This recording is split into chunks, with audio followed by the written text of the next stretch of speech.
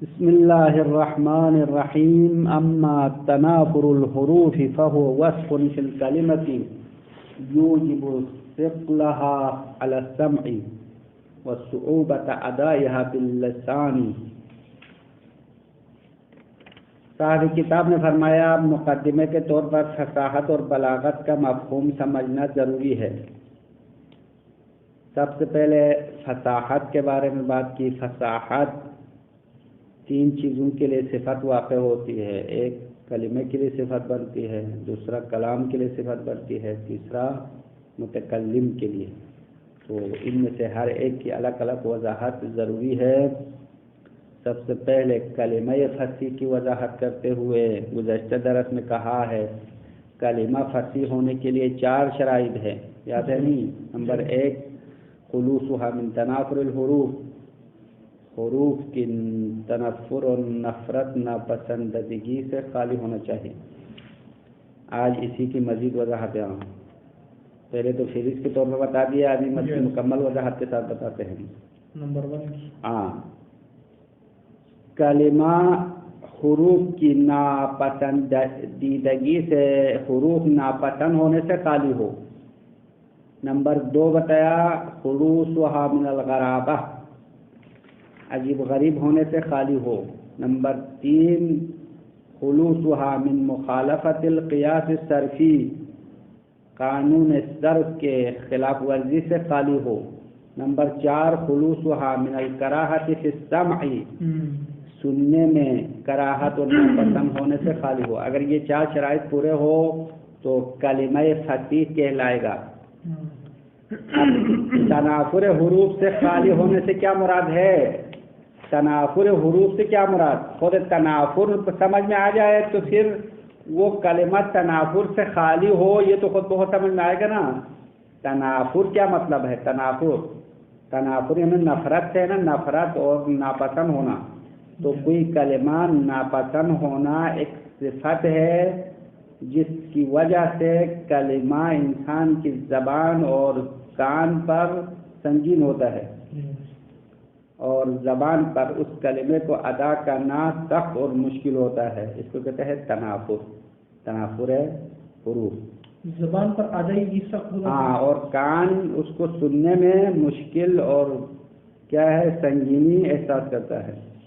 جب وہ ادا نہیں کرتا تو سننے میں بھی وہ وہی سننے کان کے لیے تکلیف ہوگی، بولنے میں زبان کے لیے تکلیف ہوگی. ایسے لفظ حلوہ رقیق بھی ہے اور حلوہ تو بہت مزیدار لفظ ہے. حلوہ میٹھا بھی ہے. وہ ابھی یہاں مثال دے رہے ہیں. تو تنافر کا مطلب یہ ہو گیا کہ یعنی کلمہ سنگین ہو، بھاری ہو، زبان کے لیے ادا کرنا بھاری ہو اور کان سننے کے لیے بھاری ہو. اور کلمہ فصیح ہونے کے لیے کیا ہونا چاہیے؟ اس سے خالی ہونا چاہیے، پاک ہونا چاہیے، یعنی سنگین نہ ہو. مطلب اس سے نفی والا ہوگا نا. تنافر سے خالی ہو کا مطلب انہیں سنگین نہ ہو. اب کہہ رہے کہ سنگین ہونا خود 2 قسم ہے. ایک شدید فی الثقل، بہت سنگین ہے، یعنی سنگین ہونے میں، بھاری ہونے میں بہت سخت ہے، بہت زیادہ بھاری ہے. دوسرا خفیف فی الثقل، سنگین تو ہے اما تھوڑا سا ہے، زیادہ نہیں ہے، یعنی زیادہ بھاری نہیں ہے، بس ہلکا سا ہے اور بہت ہلکا بھی نہیں ہے، بلکہ بین بین ہے، یعنی درمیانی حالت. تھوڑا محنت کریں بس زیادہ زور لگانے کی ضرورت نہیں ہے، بس تھوڑا سا زور لگائے، زور لگاؤ وقت بچاؤ والی بات ہو جائے گی. اچھا، اب اس کے لیے کئی مثالیں دے رہے ہیں، سنگین ہونے کی مثالیں دے رہے ہیں، جو کلمہ فصیح سے خالی ہونے کی مثالیں. 1-2 مثال اشعار میں دینے کے بعد آگے غرابت الاستعمال اس کی وضاحت کریں. یہ تنافر حروف یہاں تک ختم ہو جائے گا. اس کے بعد دوسری شرط جو کلمہ فصیح ہونے کے لیے کیا کہا تھا؟ خلوصها من الغرابہ، اس کی وضاحت آئے گی. بس یہاں تک عبارت پڑھنا ہے، اس کے بعد الگ اس کی وضاحت کرنا پڑے گا. خلاصہ سب کے خلاصہ بتانے تک تو گزشتہ کی باتیں بھول جائے گی. اما تنافر الحروف ہی، لیکن حروف کا نفرت اور ناپسند ہونا فہو وصف فی الکلمہ، وہ کلمہ میں ایک صفت ہے. یوجب ثقلها علی السمع، اور یہ صفت کلمہ کان پر سنگین ہونے کا سبب بنتا ہے، سمع یعنی سننے کے لیے سنگین ہوتا ہے، وصعوبۃ ادائہا باللسان، اور زبان پر ادا کرنا مشکل ہوتا ہے، صعوبت یعنی مشکل، سخت ہونے کا سبب بنتا ہے، صعوبۃ، ہاں یہ اس پر ثقلہا پر عطف ہے نا، یوجب ثقلہا علی السمع ویوجب صعوبۃ ادائہا باللسان۔ ترجمہ سمجھا؟ کہاں پہ عطف ہے، عبارت مربوط کرو، عطف معطوف میں یوجب ثقلہا علی السمع، ثقلہا مفعول، یوجب صعوبۃ ادائہا باللسان، یعنی تنافر حروف ایک صفت ہے جو دو چیزوں کا سبب بنتا ہے، ایک کان پر سنگین ہونے کا سبب بنتا ہے اور دوسرا زبان پر ادا کرنے میں مشکل اور سنگین ہونے کا سبب بنتا ہے، بسبب کون الحروف الکلمہ متقاربۃ المخارج۔ اب سنگین کیوں ہوتا ہے؟ سنگین ہونے کی وجہ یہ ہے کہ کلمے کے حروف قریب المخرج ہے، یعنی چند حروف ایک مخرج والے یا نزدیک مخرج والے استعمال ہوئے ہیں، اس وجہ سے سنگین ہونے کا سبب بنتا ہے، بسبب کون الحروف الکلمہ متقاربۃ المخارج۔ سنگین ہونا اس وجہ سے ہے کہ کلمے کے حروف مخرج کے لحاظ سے نزدیک ہے، وَهُوَ نوعانی، اور یہ ثقل خود دو قسم ہے، ہوا کی ضمیر ثقل، سنگین ہونا دو قسم ہے، نمبر ایک شدید فی الثقل، ہاں سنگین ہونے میں بہت سخت ہے یعنی بہت زیادہ باری ہے، کالزش، جیسے کہ زش، کلمہ زش بہت سنگین والا لفظ ہے، ہاں یہ ضا اور شین جو ہے قریب المخرج ہے اور دونوں ساتھ استعمال ہوا ہے۔ زش کا معنی کر رہا ہے للموضع الخشن، ایک کھردری جگہ کو زش کہتے ہیں، ایک سخت جگہ، ہاں ایک ہوتا ہے نرم جگہ صاف، جس طرح یہ گدلا ہے نا یہ صاف ہے، کبھی یہ ہے سخت ہوتا ہے، یہ دیکھو یہ قالین سخت ہے نا، اس کارپیٹ کی نسبت یہ سخت ہے، مطلب موضع الخشن کو عربی میں زش کہتے ہیں، اما زش کلمہ ثقیل ہے۔ ایک مثال زش کا معنی کیا ہے بریکٹ میں؟ بریکٹ میں اس کا معنی ہے زش کا، ہاں ونحو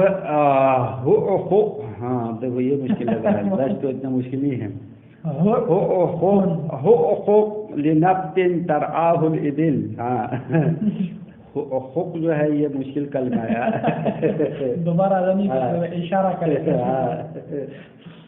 اس میں قریب المخرج والے تین حروف آئے نا، دیکھو ہاں حروف حلقے ہے نا، یہ چار آئے، دیکھو چاروں حروف حلقے چار ہے، تو بہت مشکل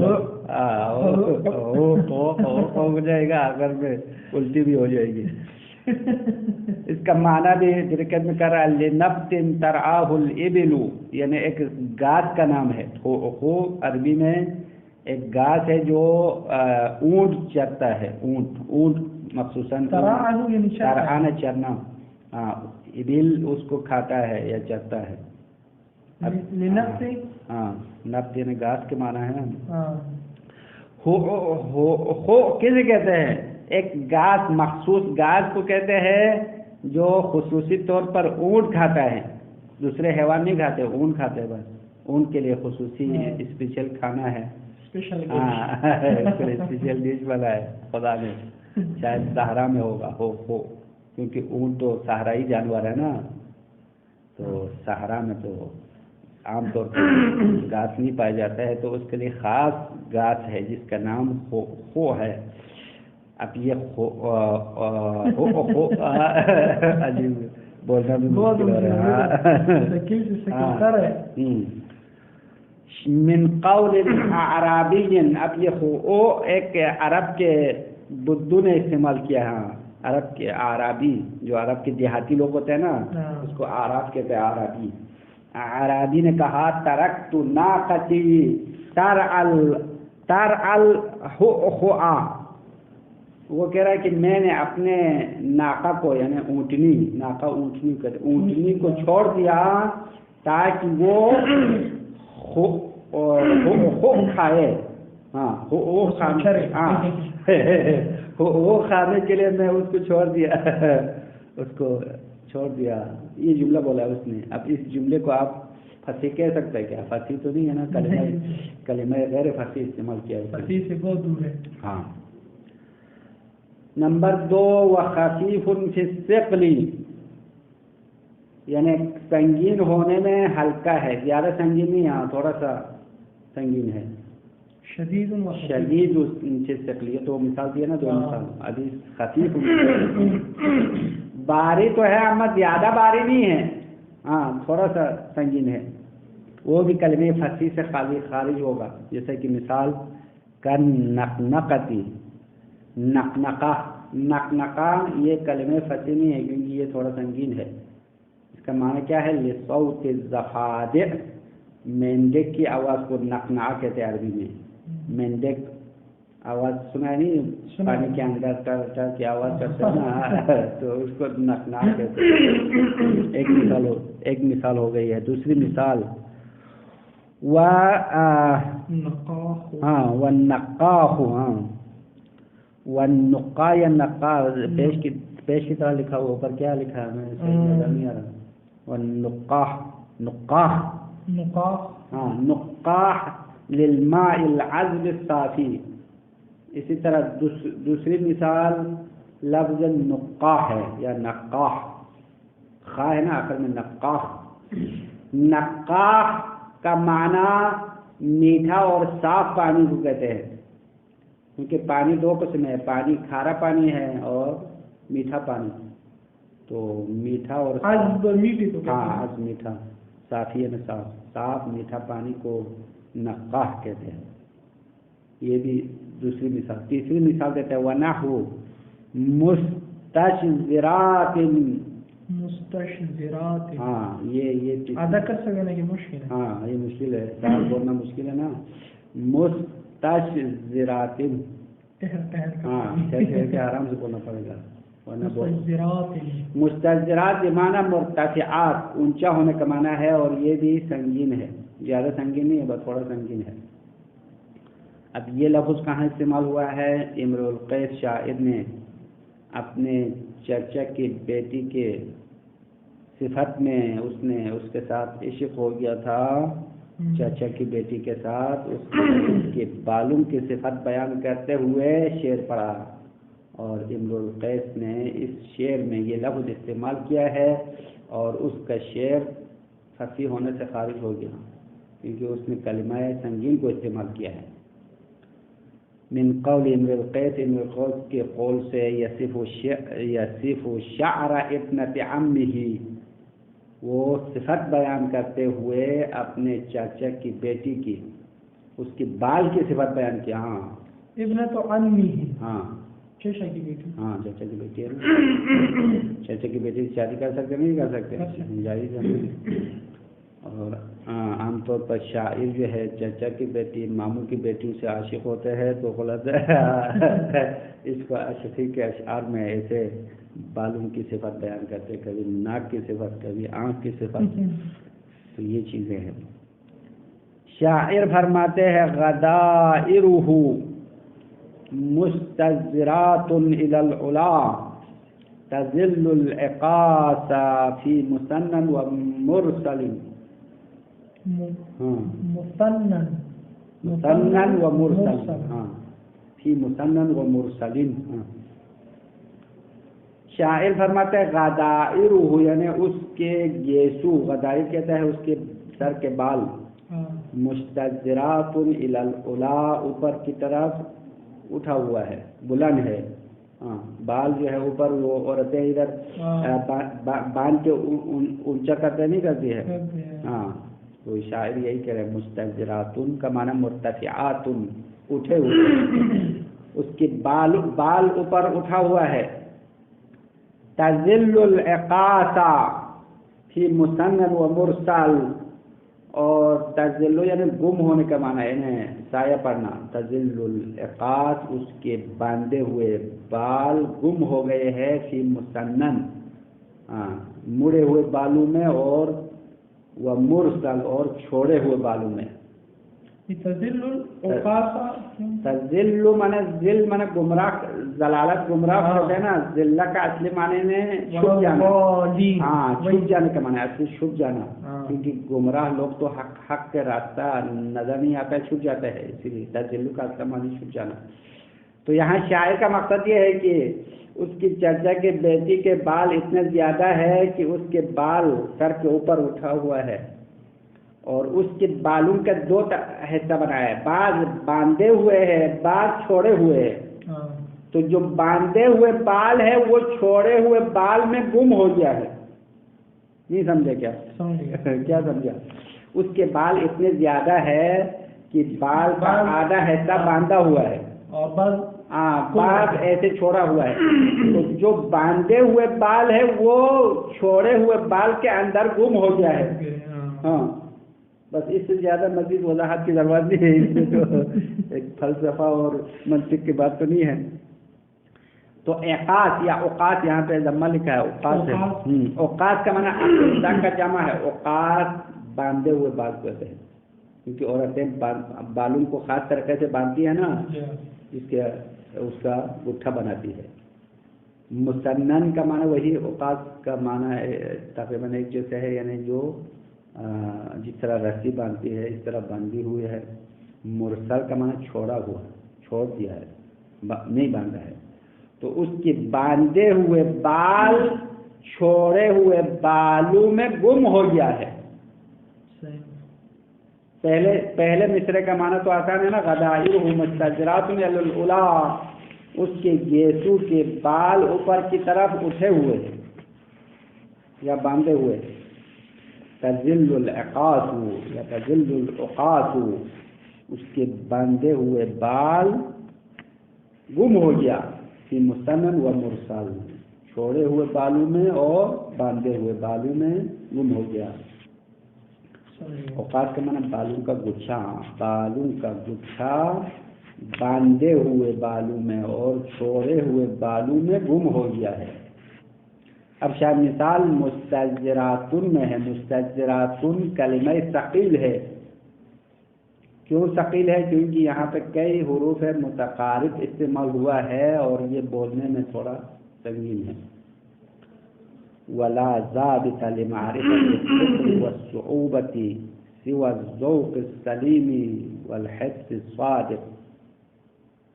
صاحب کتاب کا کہنا ہے کہ کسی کلمے کی سنگینی کو اور مشکل کو پہچاننے کے لیے کوئی قانون نہیں ہے ہمارے پاس، فقط انسان کا ذوق سلیم اور اس کا سچا حس اس کو درک کر سکتا ہے۔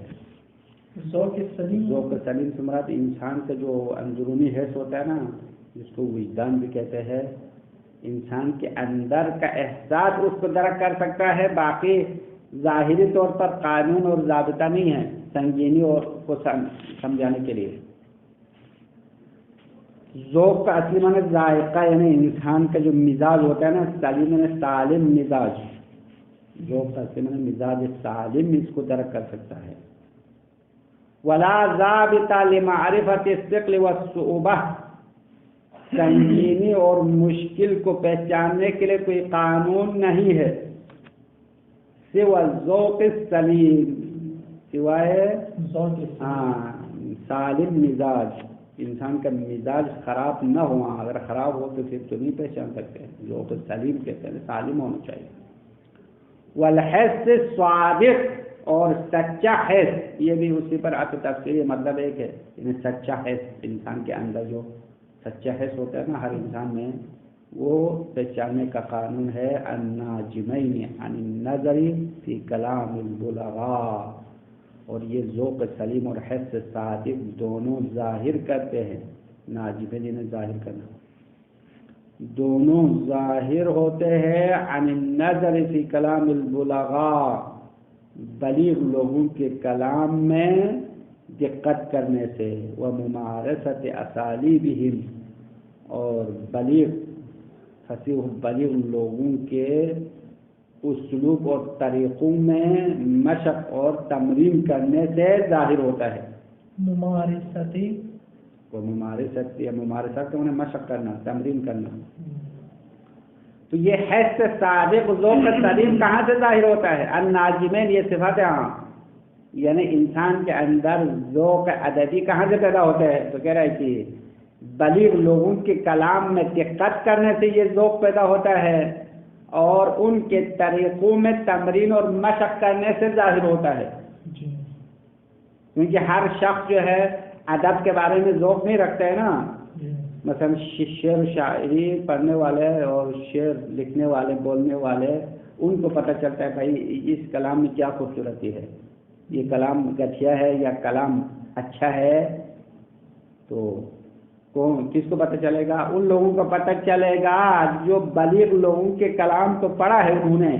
ہاں مثلا اردو شاعری میں خوبصورت شعر کس کا ہے، کس کا شعر اچھا ہے برا ہے، کس کو پتہ چلے گا؟ جو شاعری میں مطالعہ کیا ہو۔ ان لوگوں کی اسالیب جو ہے ان کو مشق کر کے پتہ چلا ہے۔ مثلا انہوں نے مرزا غالب کے شعر بھی پڑھا، مثلا مرزا دبیر کی شعر پڑھا، میر امیر کی شعر، تمام اردو شاعری کے تمام اشعار کا جنہوں نے مطالعہ کیا ہے، تو ان کو سمجھ میں آئے گا بھائی یہ شعر اچھا ہے وہ نہیں ہے۔ اما میں اور ہم جیسے جو شعر شاعری میں ذوق نہیں رکھتے ہیں تو ہمیں کیا پتہ چلے گا کوئی کلام اچھا ہے یا نہیں ہے؟ تو ذوق سلیم اور حس صادق کہاں سے ظاہر ہوتے ہیں؟ یعنی نظر فی کلام البلغاء، بلیغ لوگوں کے کلام میں دقت کرنے سے ظاہر ہوتا ہے، وہ ممارست اسالیبہم، ان کے طریقوں میں مشق کرنے سے یہ حس پیدا ہوتا ہے۔ جب انسان کے اندر حس اور ذوق سلیم پیدا ہو گیا تو پتہ چلے گا کون سا لفظ ثقیل ہے کون سا ہلکا ہے۔ سمجھ میں آ رہا ہے؟ یہ ذوق سلیم اور حس صادق اس کی وجہ سے پیدا ہوتا ہے۔ ہاں یہ اس وجہ سے یہ پیدا ہوتے ہیں، کیونکہ ادبیات کے بارے میں، ادب کے بارے میں ذوق خود بخود نہیں آتا ہے، ہر انسان کے پاس نہیں ہوتے، ہاں یہ مخصوص لوگوں کے پاس ہوتے ہیں۔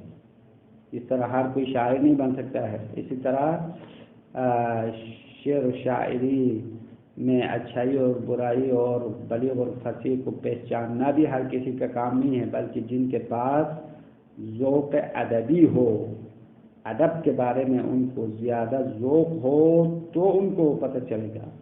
اب کوئی پوچھے بھائی ادب کے بارے میں ذوق کہاں سے پیدا ہوتا ہے؟ کہہ رہے کہ دو وجہ سے پیدا ہوگا، یا بلیغ لوگوں کے کلام میں دقت کرے، اور دوسری بات ان کے طریقے کے بارے میں مشق اور تمرین کرے، زیادہ ان کی کتابوں کا اشعار کا مطالعہ کرے تو پتہ چلے گا۔ فصاحت کلمہ کے پہلی شرط کی وضاحت ختم ہو گئی۔ پہلی شرط خلوصها من تنافر الحروف، حروف کی تنافر سے خالی ہو۔ تو حروف کی تنافر سے کیا مراد ہو گیا؟ ثقیل ہونے سے خالی ہو۔ ثقیل ہونے کی دو قسم ہو گیا، ایک شدید اور خفیف ہونے سے۔ وَأَمَّا غَرَابَةُ الْإِسْتِعْمَالِ، ہاں یہ دوسری شرط ہے، اس کی وضاحت شروع ہو گئی۔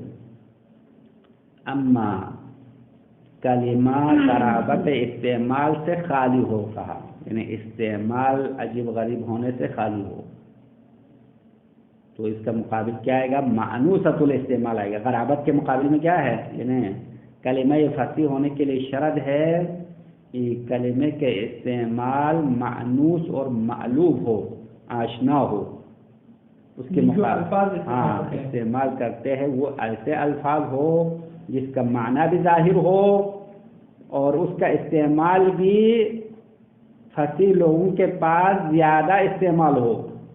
ہاں غرابت کسے کہتے ہیں؟ ایسے کلمات کو کہتے ہیں جس کا معنی ظاہر نہیں ہے، یا جو ہے وہ استعمال کم ہے، کلام عرب میں شاذ استعمال ہوتا ہے، اس کو غرابت کہیں گے۔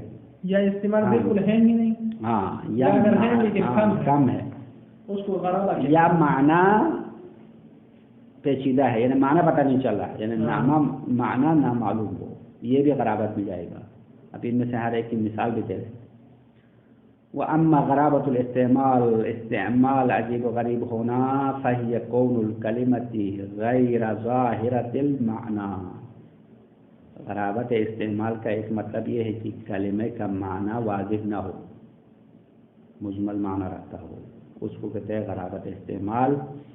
ولا مألوفۃ الاستعمال عند العرب الفصحاء، اور وہ کلمہ استعمال بھی مأنوس نہ ہو عرب کے فصیح لوگوں کے پاس، یعنی اس کا استعمال بھی کم ہوا، زیادہ آشنا نہ ہو. لأن المعول علیہ فی ذلک استعمالهم، کیونکہ اس میں لأن المعول علیہ، کیونکہ وہ چیز جس پر اعتماد کیا جاتا ہے، فی ذالک اس غرابت ہونا یا نہ ہونے میں، جس چیز پر اعتماد ہوتا ہے وہ استعمال عرب ہے، استعمال فصحاء عرب ہے. نہیں سمجھا؟ معول سے مراد یعنی جس قاعدے کو آپ بنیاد بناتے ہیں وہ قاعدہ کیا ہے؟ استعمال عرب ہے. استعمال عرب معیار ہے کلمہ غریب ہونا یا نہ ہونے کا. فی ذالک کی ضمیر یہ اشارہ غرابت کی طرف بتاؤ. لأن المعول علیہ، کیونکہ جو چیز جس پر اعتماد کیا جائے گا، فی ذالک غرابت ہونا اور نہ ہونے میں، وہ کیا ہے؟ استعمالهم، عرب کا استعمال ہے، یعنی عرب کا استعمال معیار ہے غرابت ہونا اور نہ ہونے میں. تو معیار ہو تو کیا ہوا؟ عرب میں استعمال زیادہ ہو تو غرابت نہیں ہوگا، عرب میں استعمال کم ہو یا اصلا نہ ہو، عجیب غریب ہو تو غرابت ہوگا. اور کلمہ فصیح ہونے کے لیے کیا ہونا چاہیے؟ غرابت سے خالی ہونا چاہیے. ہاں معلوف الفت سے ہے نا، استعمال انسان آشنا کہتے ہیں، آشنا ہو، استعمال آشنا ہو، انسان کے پاس پتہ ہو، اس کا استعمال لوگوں کو پتہ ہو، مشہور ہو، یا مشہور بھی کہہ سکتے ہیں. معلوف یعنی معنوس، معنوس انس سے بنائے نا، انس کا معنی کیا ہے؟ محبت. استعمال ایسا استعمال ہو جو لوگوں کو پتہ ہو، آشنا ہو، لوگ اس کو پسند کرتے ہو. اما ایک لفظ جو استعمال ہی نہیں ہونے والا ہے، کبھی ایک نئے لفظ بولے تو لوگوں کو پتہ ہی نہیں چلتا ہے بھائی یہ لفظ کیا ہے، اس کا معنی کیا ہے، کچھ پتہ نہیں چلے گا. والغرابة قسمان، القسم الأول ما يوجب حيرة السامع في فهم المعنى المقصود من الكلمة. غرابت کا پہلا قسم یہ ہے کہ کلمے کا معنی پیچیدہ ہے اور سننے والا اس معنی کے سمجھنے میں حیران ہو جاتا ہے، یعنی اصلا معنی پتہ نہیں چلتا ہے. اب وہ معنی پتہ نہ چلنا ایک یعنی مشترک ہونے کی وجہ سے ہے. کلمہ مشترک لفظی ہے، مشترک یعنی ایک لفظ کا ہی معنی ہے، تو وہ غرابت ہو جائے گا. کیوں غرابت ہوگا؟ کیونکہ مشترک میں جب تک قرینہ نہ ہو پتہ نہیں چلتا ہے. جیسے کہ لفظ عین کی مثال دیتے ہیں نا، لفظ عین کی کتنا معنی ہے؟ کہتے ہیں 70 معنی. تو اگر کسی نے کہا رأیت عیناً، میں نے عین کو دیکھا، تو عین کیا دیکھا؟ ہاں پتہ نہیں چلتا ہے. چشمہ دیکھا، یا عین کے ہے گفنا دیکھا، سونا دیکھا، چاندی دیکھا، کچھ پتہ نہیں چلا. عین مشترک لفظی ہے. مشترک لفظی استعمال کرے قرینہ کے بغیر تو یہ غرابت ہو جائے گی. کیوں غرابت ہو جائے گی؟ کیونکہ اس کے معنی سننے والے کو سمجھ میں نہیں آتا ہے. ما یوجب حیرۃ السامع، غرابت کا پہلا قسم یہ ہے کہ سننے والے کی حیرانگی کا سبب بنتا ہے معنی مقصود کو سمجھنے میں. من الکلمہ، کلمے سے معنی مقصود کو سمجھنے میں سننے والے کے حیرانگی کا سبب بنے گا. لترددها بین معنیین او اکثر بلا قرینۃ، کیونکہ وہ کلمات دو معنی یا دو سے زیادہ میں قرینے کے بغیر متردد ہے، مشکوک ہے. وَذَلِكَ فِي الْأَلْفَاظِ الْمُشْتَرَكَةِ، اور یہ تردد الفاظ مشترکہ میں پیدا ہوتا ہے. كمسرج من قول رأبہ، ہاں او روبہ، ہاں روبہ، یا حمزہ لکھا ہے نا واو کے اوپر، رأبہ ابن الحجاج. ہاں لفظ مشترک کی مثال دے رہے. ایک مثال جیسے کہ لفظ مسرج کا معنی پتہ نہیں چل رہا، یہ شاعر روبہ ابن الحجاج نے اپنے شعر میں یہ لفظ استعمال کیا ہے، اس لیے وہ لفظ غریب ہو گیا اور اس کا شعر فصاحت سے خالی ہو گیا۔ وَمُقْلَةً وَحَاجِبًا مُزَجَّجًا وَفَاحِمًا وَمَرْسِنًا مُسَرَّجًا۔ مرسن مرسن دونوں پڑھ سکتے کہانی چاچے میں، اس کے دو طریقے ہیں۔ شاعر اپنے محبوب کا صفت بیان کیا ہے، کہتے ہیں وہ مقلتاً، مقلا کہہ رہے پلکیں، وہ حاجباً ابرو، پلکیں اور ابرو پتہ ہے نا، پلک جو ہے آنکھوں کے اوپر جو بال ہوتے ہیں اس کو پلکیں کہتے ہیں، اوپر جو بال ہوتے ہیں نا اس کو حاجب کہتے ہیں۔ تو ایسا ابرو اور ایسا پلک، ہاں مزجج جو باریک اور لمبا ہے، مزجج کے معنی باریک دقیق۔ وفاحمن، اور اس کے بال کوئلے کی طرح ہے، کو فاہم کہتے ہیں فاہم سے کوئلہ، سیاہ ہونے میں۔ ومرسنن، اور اس کی ناک مسرج ہے، مرسن کہتے ہیں ناک کو۔ تو یہاں پہ شاعر کے کلام کے آخری لفظ میں دو استعمال پایا جاتا ہے، مسرج، ایک تو معنی سراج بھی لے سکتے ہیں، سراج یعنی چراغ کو کہتے ہیں، تو شاعر کا مطلب یہ ہو سکتا ہے اس کی ناک جو ہے چراغ کی طرح چمکنے والا ہے۔ دوسرا معنی مسرج کا یہ لے سکتا ہے، مسرج تلوار، ایسی تلوار جو سریج نے بنایا، کیونکہ عرب میں ایک مشہور لوہار تھا جس کا نام سریج تھا۔ سریج جو تلوار بناتا تھا وہ بہت خوبصورت اور تیز تلوار ہوتی تھی، تو شاید اس کی تلوار کی طرف نسبت ہو سکتا ہے مسرج، مطلب یہ نا اس کی تلوار کی طرح اس کی ناک جو ہے تیز ہے۔ دو استعمال ہوا نہیں ہوا، اما شعر میں کوئی قرینہ نہیں ہے، ہاں تلوار دونوں ہو سکتا ہے۔ فلا يعلم ما اراد بقوله مسرجا، پس پتہ نہیں چلتا ہے جو مسرج سے شاعر نے ارادہ کیا وہ پتہ نہیں چلا، شاعر کے دل میں کیا معنی مراد ہے، لا يعلم، معلوم نہیں ہوتا ہے۔ حتی اختلف ائمۃ اللغہ فی تخریجہ، یہاں تک کہ لغت کے علماء اس کی تعویل میں اختلاف کا شکار ہو گئے۔ تخریج ہی تعویل ہے، تعویل، ہاں اس شعر کی تعویل معنی میں نکالنے میں ائمہ لغت کی جو امام اور علماء ہے وہ اختلاف کا شکار ہو گئے، یہ اختلاف کی آفت میں۔ فقال ابن درید، لغت کے علماء میں سے ایک ابن درید نے کہا، یرید ان انفہ فی الاستواء والدقۃ کالسیف السریجی۔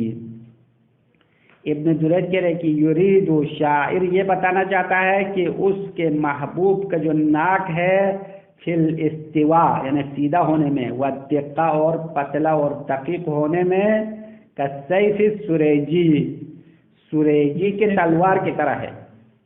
ہاں سریج ایک لوہار کا نام ہے، نیچے حاشیے میں اس کو دیا ہے، اس کا اصلی نام بھی دیا ہے، سریج اس کا لقب ہے، اور اس کا اصلی نام یہاں پہ ایک حاشیے میں دیکھا، اصلی نام بھی دیا تھا، پتہ نہیں حاشیہ گم ہو گیا، اس طرف ہوگا، اس طرف، ہاں قین حداد، وہ قین اصلی نام قین ہے جو دوسرے حاشیے میں ہے۔ منسوب الی السریج وهو قین حداد، حداد یعنی لوہار کو کہتے ہیں، حدید سے حداد بنا، دیکھا سریجی لوہار کا نام ہے، ہاں سریجی کی تلوار کی طرح ہے، بس ایک معنی سریجی لوہار کو کہتے ہیں یا سریج کہتے ہیں، اس کی طرح نسبت دیا تو سریجی ہوگا نا، یعنی سریج اصلی اس کا لقب ہے، اصل نام قین ہے، قین جیسا کہ زہیر ابن القین کہتے نہیں کہتے، تو قین تو اس والد کا نام ہے، قین عربی میں لوگوں کا نام تھا قین، تو اس شخص کا اصلی نام کیا تھا، قین تھا، اور اس کا لقب کیا ہے، سریج ہے۔ جب تلوار اس نے بنایا تو اس تلوار کو کیا کہتے ہیں، سریجی، جس طرح ہم کہتے ہیں جاپانی مال ہے یا پاکستانی مال ہے، تو یا کے یا نسبت کے ساتھ۔ تو شاعر نے بھی مسرجن کا کیا معنی لیا ہے، مراد اس سریج کی تلوار کی طرح اس کی ناک جو ہے دقیق ہے، سیدھی اور دقیق، ہاں اور پتلا ہے. وقال ابن السیدہ یرید انه فی البریق واللمعان کالسراج. اور لغت کے علماء میں سے دوسرا ابن سیدہ نے کہا یہ سیدہ، ہاں ابن سیدہ، ہاں سیدہ کا بیٹا، سید پتہ نہیں کون سیدہ ہے معلوم نہیں، اس کی لقب ہے جیسے کہ ابن درید ہے نا اسی طرح.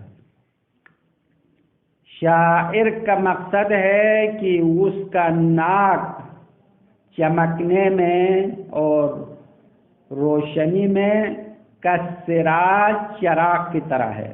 سراج عربی میں چراغ کو کہتے ہیں. تو یہ دونوں معنی برابر احتمال ہے یا نہیں ہے؟ ہاں، بس اسی لیے یہ لفظ غریب ہو گیا ہے. لفظ غریب کیوں ہوا؟ معنی نامفہوم ہے، پتہ نہیں چل رہا. ہاں لفظ مشترک ہے، قرینہ بھی نہیں ہے، اس لیے معنی نامفہوم ہو گیا، اس لیے لفظ غریب ہو گیا ہے. ہاں بس فصاحت سے خالی ہو گیا ہے. ایسا نہیں ہونا چاہیے، مطلب ہنسی ہونے کے لیے اس طرح کوئی خرابی اس میں نہ ہوا. فلہذا یختار السامع فی، نہیں یہ خواہ یحتار، یحتار حیرانی اس کا معنی ہے. اسی وجہ سے یحتار السامع فی فهم المعنى المقصود، معنی مقصود کو سمجھنے میں سننے والا حیران ہوتا ہے، پریشان ہوتا ہے. بس یہ لفظ غریب ہے. اور آگے بتا لتردد الکلمہ بین معنیین بدون قرینتین. حیران کیوں ہوتا ہے؟ کیونکہ کلمات دو معنیوں کے درمیان متردد ہے، مشترک ہے قرینے کے بغیر. تو عین المقصود منہما، کہ وہ قرینہ جو ان دو معنیوں میں سے ایک کو تعین کر سکے، ایسا قرینہ نہیں ہے. مقصود کا تعین کرنا مشکل ہوتا ہے. ہاں یہ تو عین المقصود منہما، یہ قرینہ کی صفت ہے. ایسا قرینہ نہیں ہے جو قرینہ دو معنیوں میں سے ایک کو معین کر سکے، یعنی اس قسم کا قرینہ نہیں ہے. قرینہ معینہ لفظ مشترک میں آتا ہے، قرینہ صارفہ حقیقت و مجاز میں آتا ہے. تو یہاں قرینہ معینہ سے خالی ہے. فلأجل هذا التردد، دیکھو یہ بات ختم کرنا پڑے گا. ہاں وَأَمَّا الْقَرِينَ فَلَا غَرَابَةَ، یہ یہاں تک بات ختم ہو جائے گی. القسم الثانی تک نیچے تک دو لین پڑیں گے. ہاں دو لین نہیں، 3-4 لینے ہیں. القسم الثانی تک بات ختم ہوگا، اگر رکھنا ہے تو یہیں پہ رکھو ورنہ ادھر تک لانا پڑے گا. بس یہاں تک. ہاں القسم الثانی، ہاں ادھر تک بات مکمل ہے. صلی اللہ علی محمد و آلہ الطاہرین.